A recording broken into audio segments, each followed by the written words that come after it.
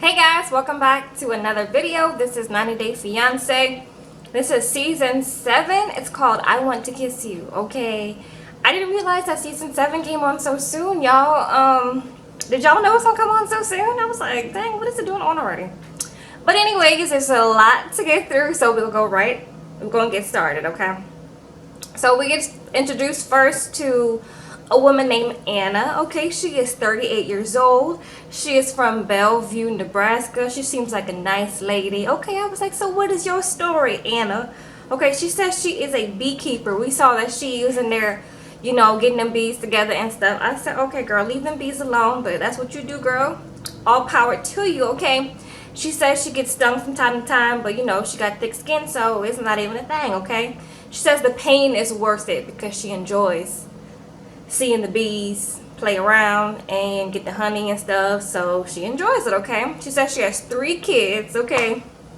So the cameras, we looking at the kids. Her oldest kid is Joey. He's 15. Her middle child is Gino. He is 14 years old, and her youngest is Leo, and he is 6 years old. Okay, so 3 boys. Okay, and so the oldest one, he was like, "Look, I'm not here for any of this." He was looking like, "Mom, I'm not here for any of this." Okay, she was like, "What you gonna do today?" He was like, "I don't even know. What you doing today? I see you got these cameras in our house. For what reason, girl?" Okay. And she was like, "Why don't you do something? What, are you gonna play video games all day?" He was like, "Maybe. I don't know. What you gonna do all day? Huh? Huh?" I said, okay, Joey. So that was Joey. She says her favorite, she says she's not supposed to have favorites, but her favorite is her youngest because he is just so full of life and full of energy and stuff, okay? She says that she is a single mom and that her ex was controlling and whatnot, so she had to go, okay? So then we get to her boo thing, okay? Her boo thing is named Marsal. Marsal lives in Turkey. They met because they bonded on an app over them being both beekeepers and stuff like that. So I was like, okay, that's kind of cute, because that is like a niche thing to be a beekeeper. So if you find another beekeeper, girl, it's kind of nice, okay? So that's how they bonded. And she says that he is Muslim, so he is a strict Muslim, so he doesn't like smoking or drinking or anything like that, to keep the body clean. So she says she does smoke, she doesn't say that she smokes, but she does drink wine or whatever, Don't tell Marsal, but she be drinking wine, okay? So he does not speak English that well, and she does not speak his language that well. I'm assuming it's Turkish, is the language, but I don't know the languages, okay? So please don't please don't come for me. I don't know the languages, but she doesn't speak his language, okay? So they was on FaceTime like this, and she was like, "Hey, hello, hey, okay, okay. Marsal, are you happy to come and see me?" Okay, I said, you know what? Look, y'all with these translating text message apps and stuff like that, we're gonna have to deal with that this season, okay? So, because they don't know each other's language. She says she knows like basic Turkish, but that is all, okay? So she says that after 2 months of them talking, through the app and FaceTime and stuff like that, Marsal had proposed to her. I'm like, what did she say like that through text? You can talk through the translating app that was like, "I'm gonna go ahead and propose to after 2 months. We both beekeepers, and yeah, so I'm gonna go ahead and propose." Okay, so he proposed. She said yes. That's before they met. She had booked a trip to go to Turkey to see him. She says when she went to Turkey, everything was bliss. It was fireworks. It was magic. They fell in love. Okay, so she's excited about him coming over here. So he proposed to her before they met, and then when she came back, she applied for the K1 visa, and it got approved, and so he comes within the week, okay? So so we see her back in her house. She's trying to cook or whatever, and the boys in there like, She's like, y'all want some bacon? He was like, yeah, bacon. And the oldest one was like, yeah, we should give Marsal bacon because, you know, he can't have bacon because he's Muslim. So they trying to mess with Marsal already. I said, you know what? You know what, Joey? You can't be messing with Marsal, okay? But I feel like this gonna be... Marsal don't know when he walking in with 3 boys, okay? Under the age of 15, okay? So, the producers asked the boys what do they think Marsala is like, or like how they think he's gonna adjust to being in America. And they're like, he's weird, he don't know how to speak English, and yeah, and if he try to control us, we're gonna bust him upside of the head. That's just what it is. And yeah, I said, okay, kids, all right. So the next scene we have of her, she is meeting up with her longtime friend named Jamie. She says that she's been knowing Jamie since the 6th grade, and they're going to have some wine. I said, girl, you better not tell Marsala you're going to drink some wine with your friend, okay? Jamie says that throughout her years of knowing Anna, she's made some bad mistakes, and she was basically judging Anna. She was like, yeah, she's made some bad mistakes. I think she's naive to, you know, get into this relationship. Yeah, like, they don't know each other's language. And I was like, okay. I mean, it's all true, though. It's all true, Jamie. So she gets to asking Anna questions, and she's like, girl, so, you think your boy's gonna like Marsal or whatever? And she was like, yeah, that might be, that might be hard, getting adjusted to, the boys over here. And she says, y'all don't speak each other's language, girl, so how did that work? Like, how did he woo you? How did you woo him? Like, girl, what's the tea, okay? And Anna was like, you know what, there's, we fell in love through the translating app. That's just what it is. And when we FaceTime, we'll be making faces and stuff. And yeah. And Jamie was like, oh, really? Jamie was looking like this the whole time, like, yeah, okay. Okay. Yeah, my friend is naive. I said, Jamie, don't.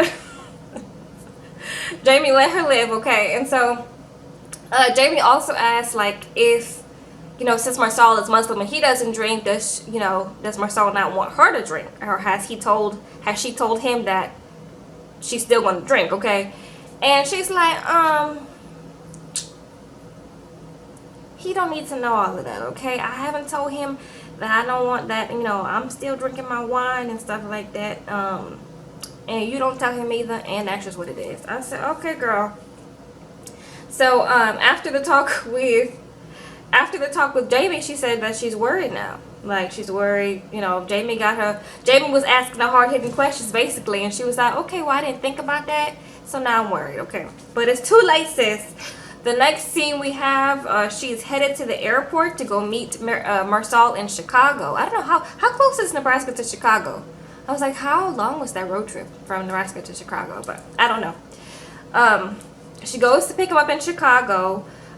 We see her in the car. She says her biggest fear is that he doesn't get along with her kids. And I was like, well, we're going to see how that plays out, sis. So,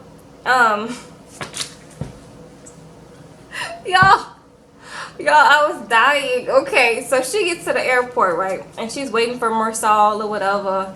And eventually we see Marsal. He comes out, he got a little camera on him. He like, oh, hey, Anna. And she's like, yes, Marsal, yes. Hey, Marsal. Oh my gosh, Marsal, hey. And I was like, okay, this is cute. They seem like a cute couple or whatever. And then they got to talk to each other. And so he's like, okay.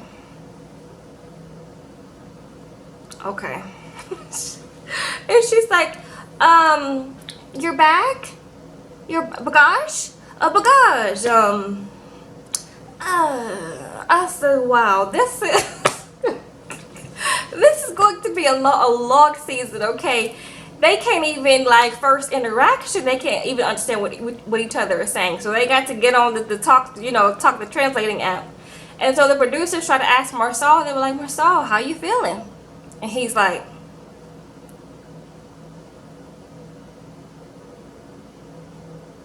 and she's like, they're like, Marsal. And she's like, hold up, I got to put it. How are you feeling?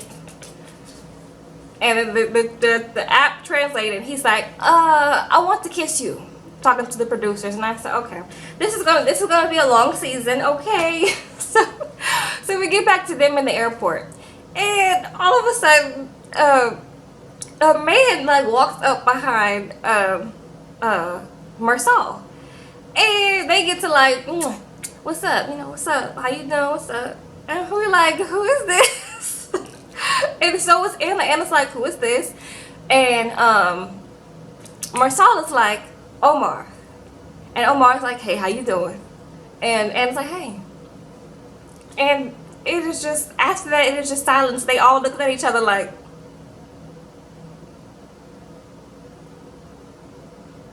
Omar was standing there like he was about to like, you know, like, let's go to the car. And I was like, who, wait, Marcel, did you bring your homeboy to come to meet your fiance? Like, what is going on? Okay.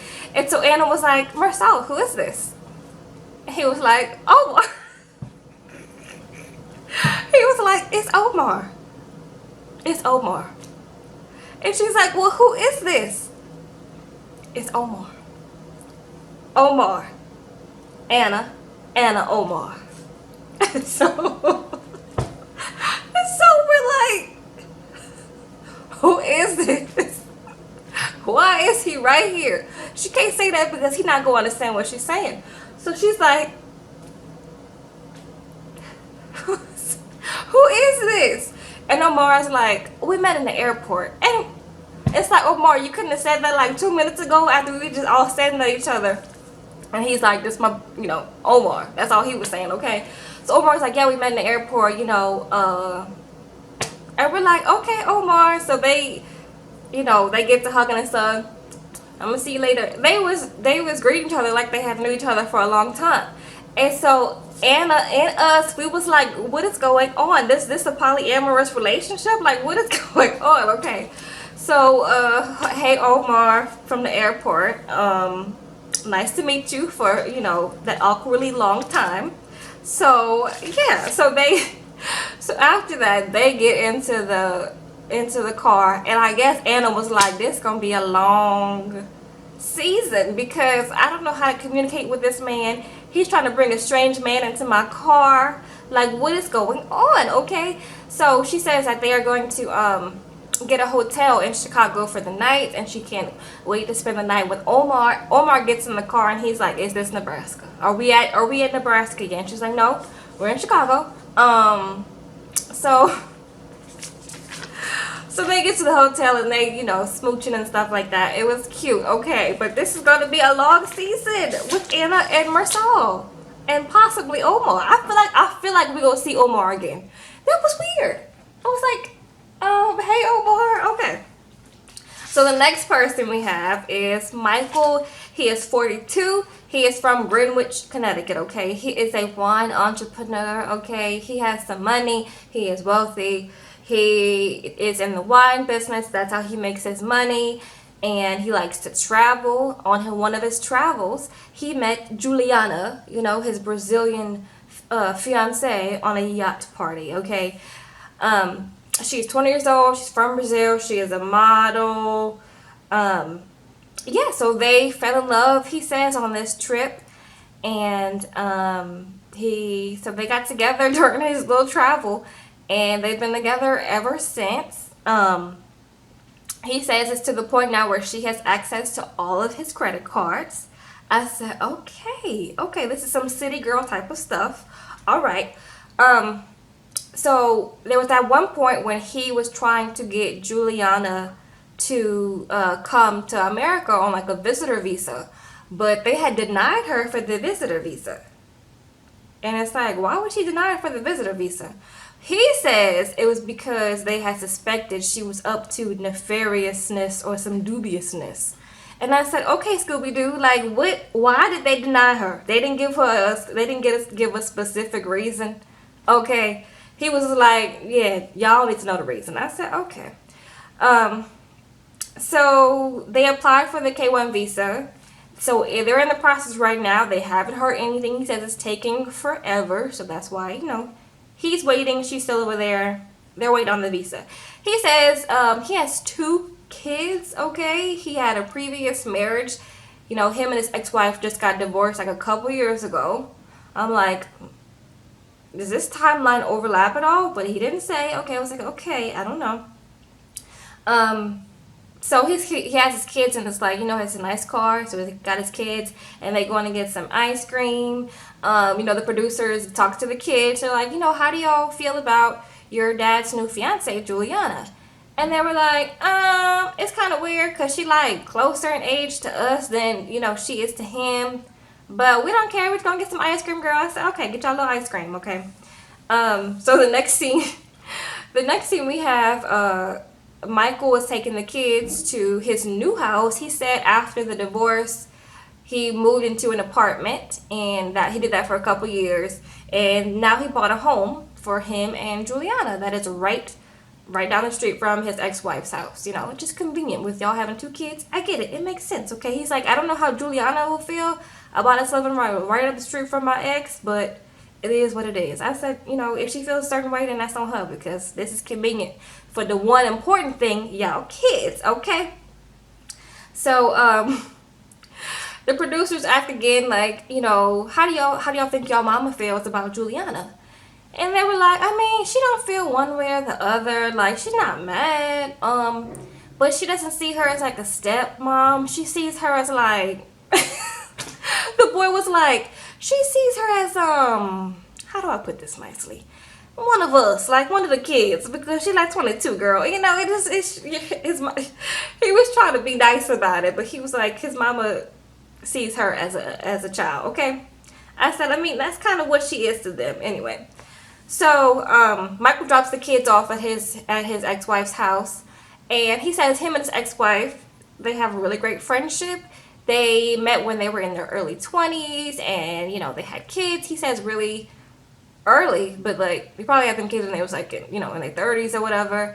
And he says, like, after that, like, things just got monotonous, and they both went their separate ways, like, in their heads, and they got divorced. Happens, okay? So, so we get the wife, his ex-wife, you know, they ask her, like, you know, what's up? And she's like, well, I don't know if this will work, or like, because, you know, I think she's in it because he has money, and I don't know if she's in it for the right reasons, you know, and she just needs to know that I'm the mama and she not the mama, and that's pretty much it. And I was like, you better say that, okay? So, that was Michael, okay? So we don't know about his model girlfriend yet, but we shall see, okay? So next we get Tanya. Tanya is 29. She's from Connecticut.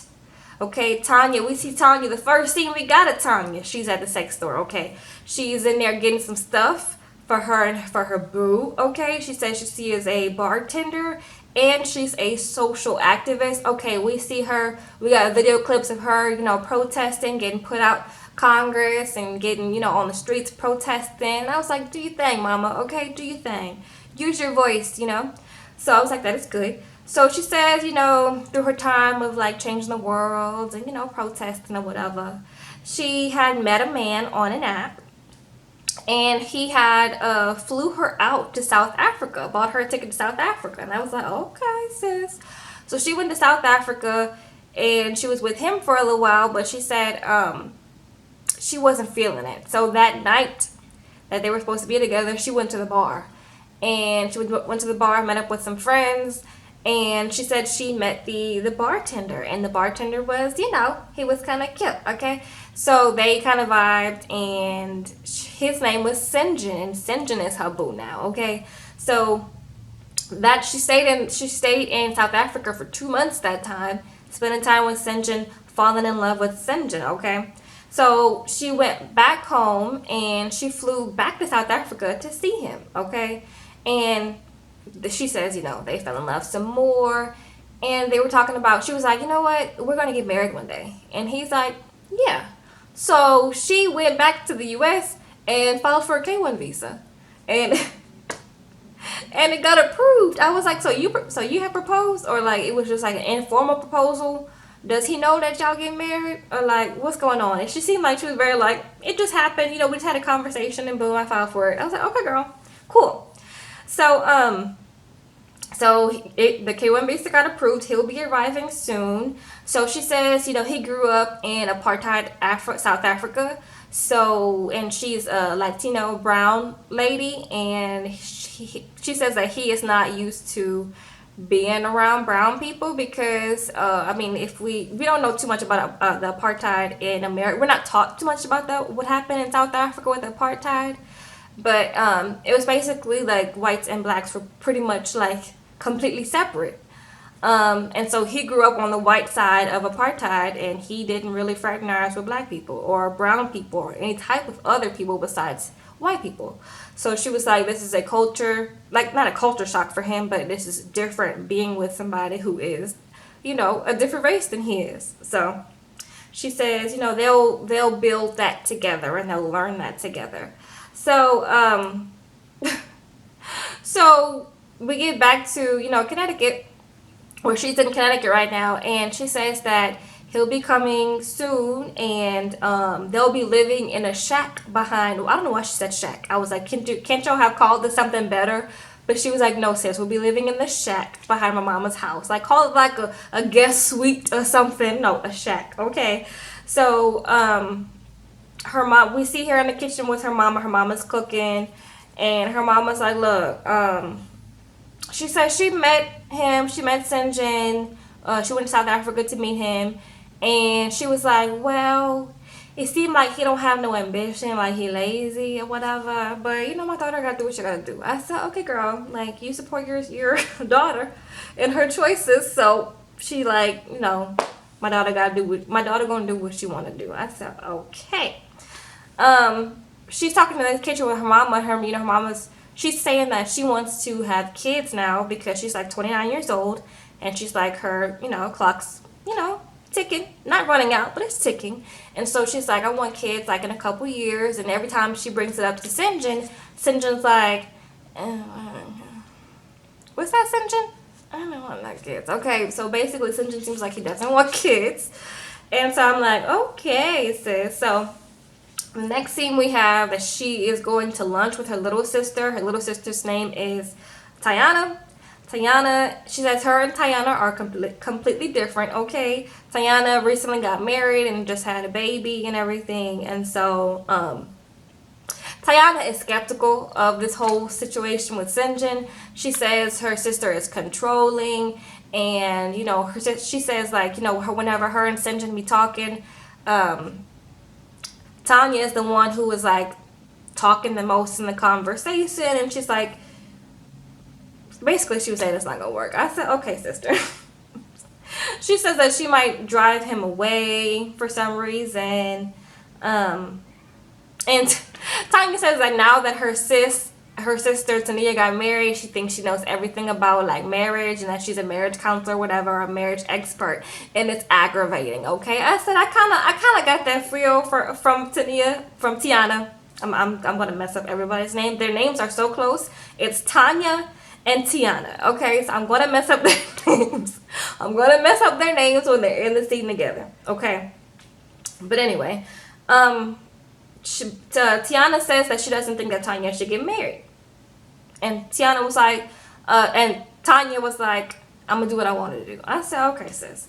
So the next scene we have that she is flying into New York City because Sinjin is going to be flying into New York City. So she wants to pick him up, and have the whole shebang in New York City. So she rents a hotel, and we see her in the hotel getting ready. But then she says she also called her homegirls, Monique and Marion, to meet Sinjin with her. And I was like, that seems kind of weird. I was like, is that weird to call your homegirls to come and meet your man that you haven't seen in a while? Like, I probably would just want like it just to be me and him, so because like I haven't seen him in a while, you know what I mean? Like, I was like, okay, do you, boo? But okay. So Monique and Marianne seem like they're nice friends or whatever. They're like, girl, what you need us to do? Let's put some rose petals on the bed. Let's, what else? What you need us to do? I was like, these are some good friends, okay? Tanya has a sex corner in her hotel room with all type of natural things or whatever. I was like, okay, at least they're natural, girl. Power to the people, sis. I see you. Okay. So, So they head to the airport, and we see the Tanya.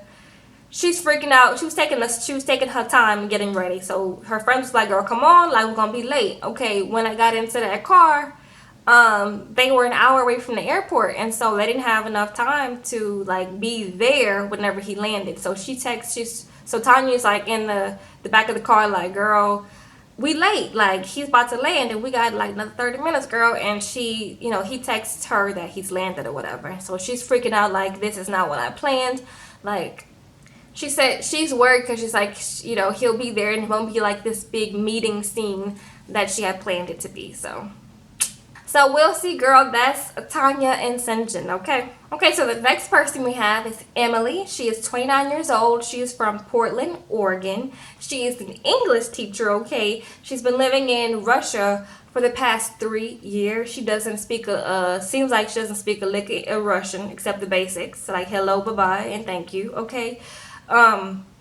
She says in her 20s, she used to be a party girl. She don't do that no more.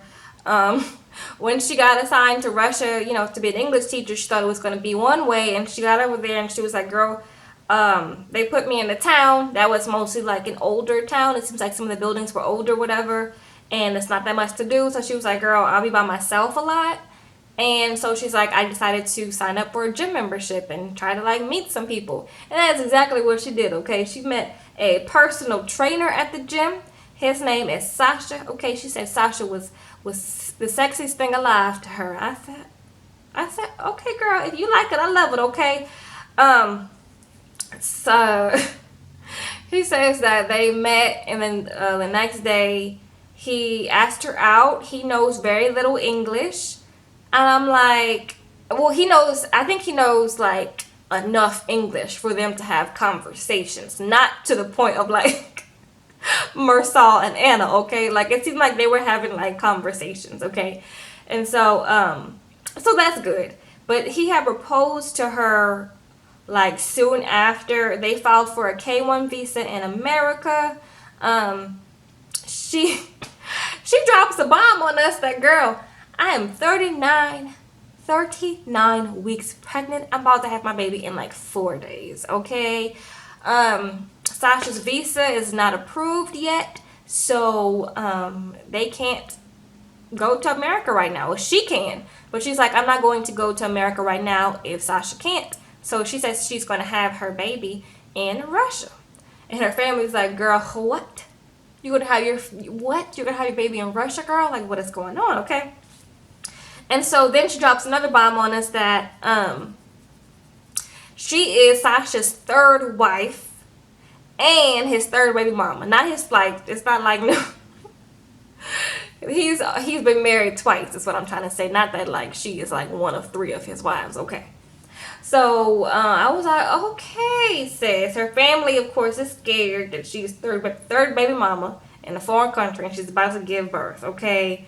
She says, just like all third baby mamas, she says that the other 2 baby mamas were mistakes, and that he will learn from his mistakes, and now they together, and they stronger than ever, and they gonna last. I said, okay, girl, that's what all third baby mamas say, but go off. I was like, okay, girl, I like, if you love it, if you like it, I love it, okay?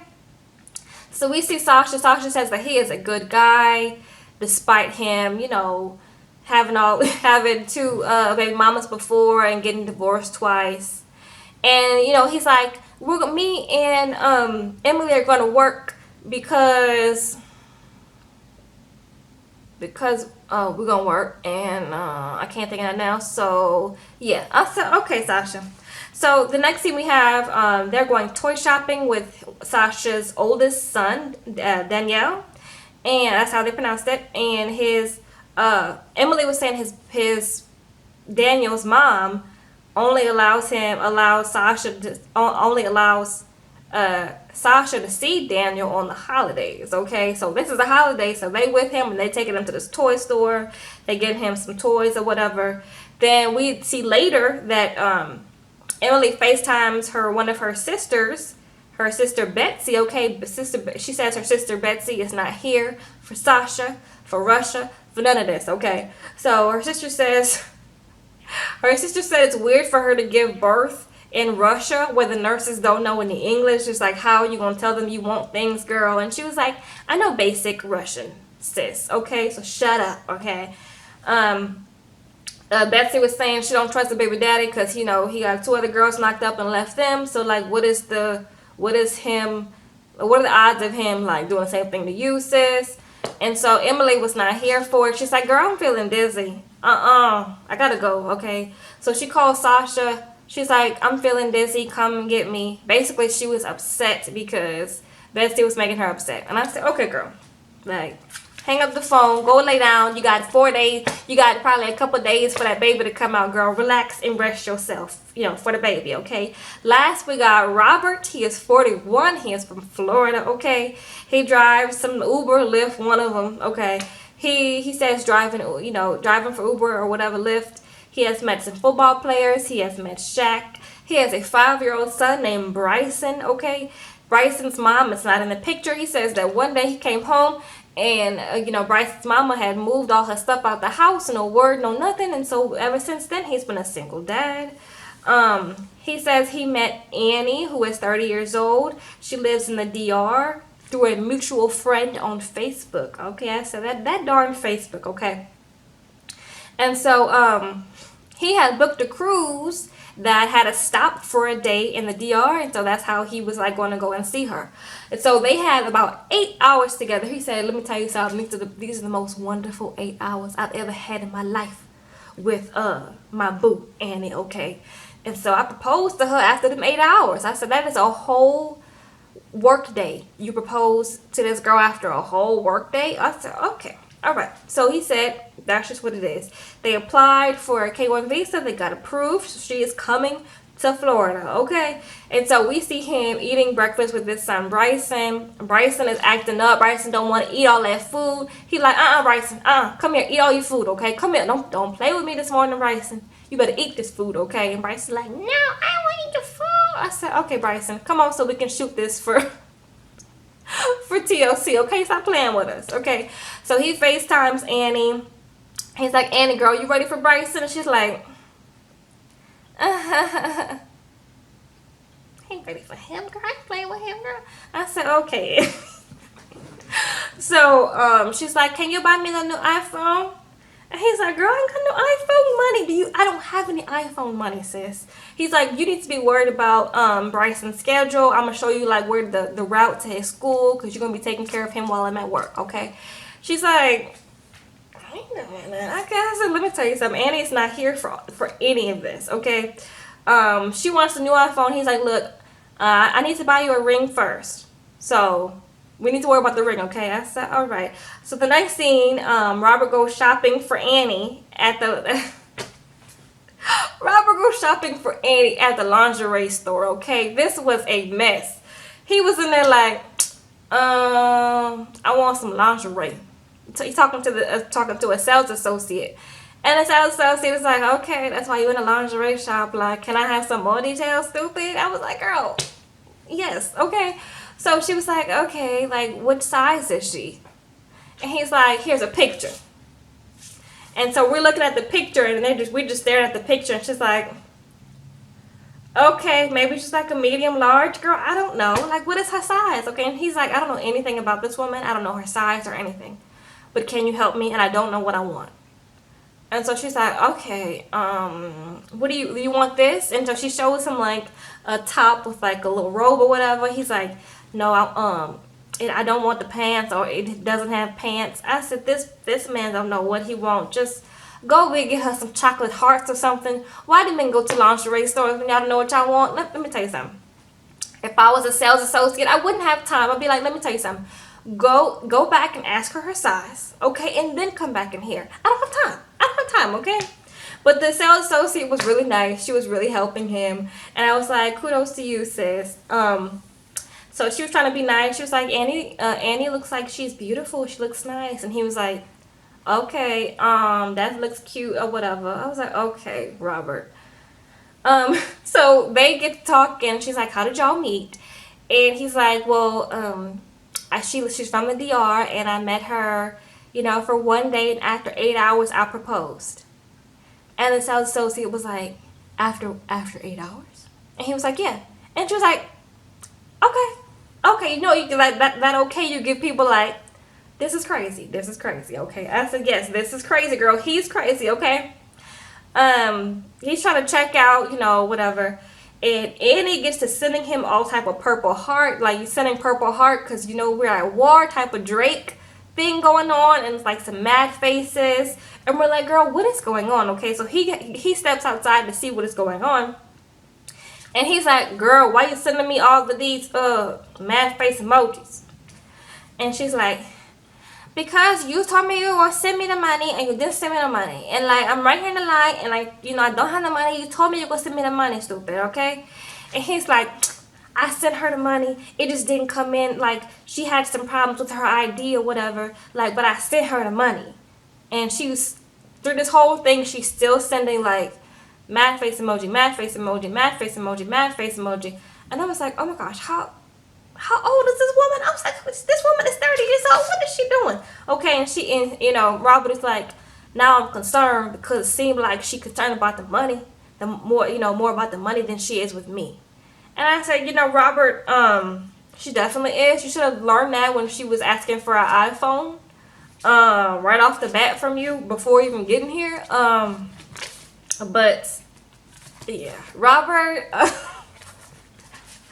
Robert, it's gonna be a long season, okay? How do y'all like these new people? We got Anna, we got Michael, we got Tanya, we got Emily, and we got Robert, okay? I'm pretty sure we're gonna have some more people the next episode, but it's been pretty good so far. These people look interesting enough, especially Marcel and Anna. I already know that's gonna be my favorite couple. But anyway, let me know like who y'all favorites so far. Let me know in the comments below. We'll discuss. Thank y'all for tuning in to watch. Go ahead and hit the like button if you haven't hit the like button already. Subscribe if you haven't subscribed, and I'll see y'all in the next video. Bye.